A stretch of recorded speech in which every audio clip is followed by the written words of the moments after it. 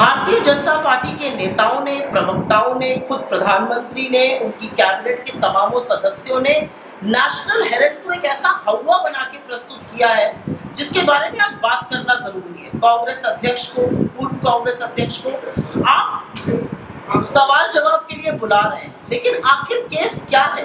अब आपने जो प्रश्न पूछा उसका बड़ा ही सरल उत्तर है। जिन लोगों को इतनी बड़ी मनी लॉन्ड्रिंग का एक अटूट अंग होता है स्थानांतरण ये स्थानांतरण होना होता है, चलना होता है, मतलब एक कदम चलना होता है। जहाँ रुपये का स्थानांतरण न हुआ और न हो सकता है तो वो बड़ी अजीबोगरीब मनी लॉन्ड्रिंग है। अब क्यों नहीं हो सकता? आपने मान लीजिए कि सब रुपया आके बैठ गया यंग इंडिया बनाई एक ट्रस्ट कंपनी, मैं ट्रस्ट कंपनी का शब्द कर रहा हूँ क्योंकि इस कंपनी एक्ट में एक विशेष प्रावधान के अंतर्गत ये कंपनियाँ किसी को न मुआवजा दे सकती हैं, किसी को फायदा दे सकती हैं, किसी को परक्विजिट सैलरी इनाम कुछ नहीं दे सकती। उनके अंतर्गत कौन सी ऐसी कंपनी बनाई, इतनी बड़ी रूपता से बनाई हमने कि उसमें से एक पैसा बाहर नहीं जा सकता, और उसका हमारा इरादा बदनाम इरादा, हमारा द्वेष वाला इरादा था कि उसे तो आप ये कह रहे हैं कि एक पैसा इधर से उधर हुआ नहीं, लेकिन मनी लॉन्ड्रिंग की बात चल हुआ नहीं और कानून के अंतर्गत हो नहीं सकता और दिखाया नहीं, ये दिखाया नहीं आज तक किसी ने। ये आरोप भी नहीं दिखाना, पूरी बात है, आरोप भी नहीं कि यंग इंडिया से कौन सा रुपया माननीय मिसेस गांधी, माननीय राहुल गांधी, माननीय किसी और को गया कि नहीं, ये आरोप भी नहीं। उनका कहना एक दूसरा है जो मैं भी आपसे डिस्कस करूँगा, लेकिन ये मुद्दा तो अपने आप में यही फ्लैग गिर जाता है। बिल्कुल सही बात आपने कही। एक और मिथ्या फैलाई जाती है कि यंग इंडिया नाम की एक कंपनी ने आके एजेएल को पूरी तरह से एक्वायर कर लिया, एजेएल के सारे एसेट्स यंग इंडिया के हो गए, अब एजेएल का अस्तित्व ही नहीं रहा, जो झूठ है। लेकिन किस तरह से आपने सही कहा कि जो अस्तित्व नहीं रहा, यही वाक्य सबसे महत्वपूर्ण है। अगर कोई कंपनी, और इस केस में एजेएल के 95 या 90% शेयर्स यंग इंडिया के पास हैं, ये तो विवादित ही नहीं है, 20 साल से मालूम है, लिखा हुआ है।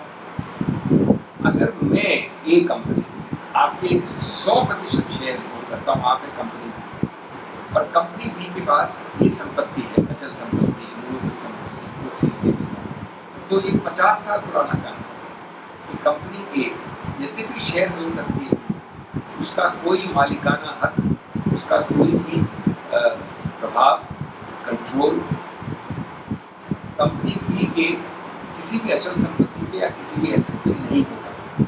ये बच्चा गजदर में 1955 में 70 साल पहले, 60 साल पहले निश्चित हुआ। अभी 2012 में वोडाफोन नामक एक केस में निश्चित हुआ। अब दूसरी बात, ये यद्यपि मैं आपके शेयर होल्ड करता हूँ 90% में, आपका एंटिटी, आपका आइडेंटिटी, आपका हस्ताक्षर एक अलग है, मेरा अलग है, और इससे कोई फर्क नहीं पड़ता। तीसरा, जो भी मालिकाना हक है एजेएल, उसका सब रुपया एजेएल पर रुपया तो देवा जाता नहीं है।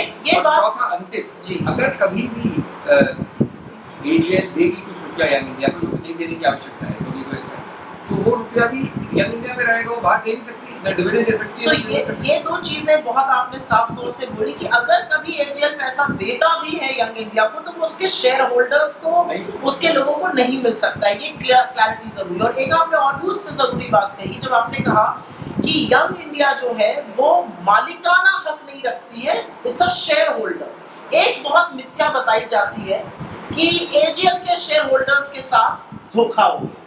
एजेएल के शेयर होल्डर्स, जहां तक मेरी जानकारी है, एजेएल के शेयर होल्डर्स जितने थे वो आज भी हैं। यंग इंडिया का भी जो स्वरूप है वो एक शेयर होल्डर के रूप में है। Am I right? बिल्कुल 100%। उस वक्त जब ये हुआ तो ये ध्यान दिया गया, और गोरा जी ने ये कहा भी है, लिखा भी है कि हमने सूची देखी। आप जानते हैं हर कंपनी के शेयर होल्डर्स की सूची होती है, वो सूची आपके पॉकेट में नहीं होती, वो आरओसी के साथ फाइल होती है। उस सूची के अनुसार एक नोटिस दिया गया उन सब शेयर होल्डर्स को, वो सब वहाँ प्रस्तुत हुए या उन्होंने कोई भी विरोध नहीं किया। जब उन्होंने विरोध नहीं किया तो जितनी भी ऋण था एजेएल का, उसको इक्विटी में कन्वर्ट किया गया। अब जब ऋण को आप इक्विटी में बदलते हैं, बहुत आम चीज होती है, हर कंपनी करती है, हजारों ने किया, टाटा बिरला सबने किया है। जी हाँ। तो निश्चित रूप से जो उसका मूल्य होता है, उस मूल्य के अनुसार यंग इंडिया 40% शेयर होल्डर बन गए, 5% जो पुराने शेयर होल्डर वैसे के वैसे थे। न मैंने आपको गिराया शेयर होल्डर की सूची से, न मैंने हटाया, न मैंने आपका कोई हस्ताक्षर मिटाया। अब वो लोग सब वैसे के वैसे। सबसे महत्वपूर्ण, किसी ने कोई याचिका फाइल नहीं की, किसी ने विरोध नहीं किया, किसी ने नहीं कहा कि भाई आप कौन होते कहने की, जब मेरे शेयर तो मेरा है, मैं कुछ नहीं कह रहा हूँ और कोई कह रहा है। तो ये सब तो राजनीतिक चीज़ है। एक सवाल जो बहुत ज़रूरी है पूछना वो ये है, और आई थिंक क्योंकि आप कांग्रेस की विचारधारा में यकीन करते हैं, आप कांग्रेस में आस्था रखते हैं, एक अजीब सा सवाल पूछा जाता है और नेशनल हेराल्ड का एक इतिहास है, उसको जवाहरलाल नेहरू जी ने, पुरुषोत्तम दास टंडन जी जैसे लोगों ने स्थापित किया था, क्योंकि भारतीयों का पर्सपेक्टिव, उनकी आवाज़ आज़ादी के दौरान इसी अखबार से उठ रही थी। एक अजीब सा सवाल पूछा जाता है, आखिर कांग्रेस को क्या जरूरत पड़ी थी एजेएल को लोन देने की? इसके लिए इतिहास समझना और जो आम चीज़ होती है जिसको आज तक किसी ने गलत नहीं समझा, और सिर्फ एक सुब्रमण्यम स्वामी की याचिका का फायदा उठा के सरकार ने आज बहुत बड़ा इशू बना दिया, वो जानना आवश्यक है। मैं बहुत संक्षेप में कहूँगा आपको। आप जानते हैं कि एजेएल और नेशनल हेराल्ड करीब 60 साल की हमारी एक पूरा सकारात्मक एक प्रयत्न रहा है, एक सिंबल है। अब सीवी सब जानते हैं कि ऐसे अखबार वाणिज्य के आधार पर कोई मुआवजा नहीं कमा, कॉमर्शियल न बन सकते हैं, न हो सकते किसी भी, मेरे हो बीजेपी के हो, आरएसएस हो, किसी के। इसलिए 10 विचारधारा के लिए बनाए जाते हैं और इनका उद्देश्य भी नहीं होता। उस जमाने में और भी कम था। जी हाँ। अब करीब 60 साल के ऊपर अलग अलग समय पे कहाँ भी वेतन, बोनस, ग्रेचुटी कई बार नहीं, ऐसे नहीं। तो निश्चित रूप से कांग्रेस नहीं आएगी तो कौन आएगा? बीजेपी आगे देगी समर्थन ऐसे बार। तो एडहॉक बेसिस पे चेक द्वारा अलग अलग समय पे 30, 40, 50 साल में कभी इतना करोड़, कभी इतना करोड़ देंगे। वेतन का भुगतान किया गया, बोनस का भुगतान किया गया, ग्रेचुटी का, वो पूरा बन के 80-90 करोड़ हो गया अभी हाल में 2010 या 5 में। उसके बाद निर्णय किया कि अब इसको पूरी तरह से मॉडर्न आधुनिक बनाना चाहिए, इसका एक प्रगतिशील एफिशिएंट जिस तरह से कंपनीज रन करती है वैसे रन करना चाहिए। उसमें 2 चीज़ें आवश्यक है। एक तो इतना बड़ा जो ऋण है इसको हटाना चाहिए। अब ऋण हटाने के लिए एक और कंपनी बनाई गई जो कि सबसे महत्वपूर्ण बात है, बोनाफिडेज दिखाती है, not for profit section 8 company. उस कंपनी में जो ऋण था 80-90 करोड़ का, उसके मूल्य के बराबर शेयर इशू हो गए। इससे बैलेंस शीट एजेएल की साफ हो गई, कम से कम ऋण हट गया। ऋण हटा, शेयर मिले यंग इंडिया को। यंग इंडिया को जो शेयर मिले उसके बाद यंग इंडिया निश्चित रूप से उसकी शेयर होल्डर थी, लेकिन जैसा पहले चल रहा था वैसे ही चलती रही है। और फिर प्रयत्न किया जा रहा था कि नई प्रेस आए, नए एडिटर भी लाए गए थे बीच में। इस सब के दौरान कांग्रेस ने समर्थन किया, और कांग्रेस ही देगी असाइनमेंट यंग इंडिया को, और कौन देगा?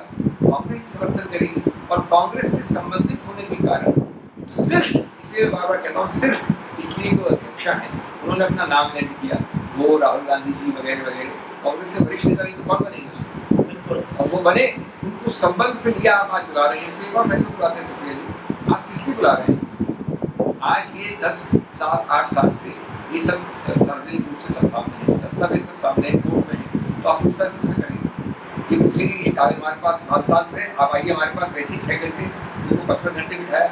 ये सिर्फ राजनीतिक अपमान और ऊंचापन और छिछलापन दिखाने का। बिल्कुल। और एक चीज़ मैं दर्शकों को आपके माध्यम से ज़रूर क्लैरिफाई करना चाहती हूँ, और ये जो पढ़े लिखे लोग हैं, जो सत्य में यकीन रखते हैं, जानते हैं कि अगर राहुल गांधी जी को या सोनिया गांधी जी को इससे कोई इनकम नहीं मिली तो आप उसको इनकम टैक्स में नहीं दिखा सकते, और इसीलिए जो दूसरा विवाद है, अंत में मैं दूसरा विवाद जो है उसमें इनकम टैक्स ये नहीं कहा कि मिली जी, उन्होंने डीम्ड इनकम लगाई है। जी हाँ, और हम मानते हैं कैसे हो सकती है कि आपको मिलनी, हम मान के चलेंगे कि आपको मिलती है और आपके हाथ में टैक्स है, वो भी अभी सर्विस है, कोई अंतिम निर्णय नहीं हुआ है। उसको ऐसे समझना कि ब्रह्म वाक्य गलत हो,